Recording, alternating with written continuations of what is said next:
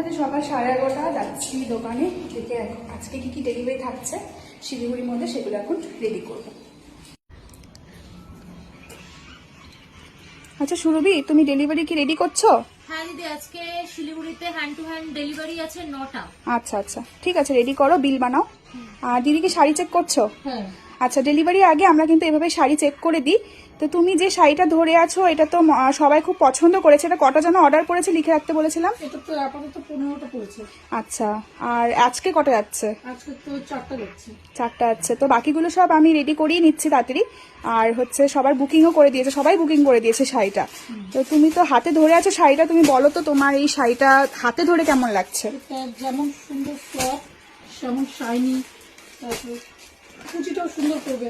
আচ্ছা, অনেকেই তো ভাবে যে টিস্যুর কুচি পড়ে না, কিন্তু এটা তো সুন্দর কুচি পড়ছে, মানে কাউকে ধরতেও হচ্ছে না, নিজে নিজেই পড়ে যাচ্ছে। আর শাড়ির শাইনিংটাও খুব সুন্দর। এটার ব্লাউজ পিসটা একটু দেখিয়ে দাও, কেমন আছে ব্লাউজ পিসটা?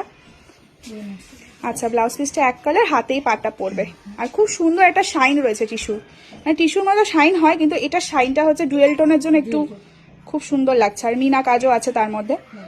আচ্ছা ঠিক আছে, তো তোমরা রেডি করো, তারপরে ডেলিভারিতে পাঠিয়ে দিচ্ছি।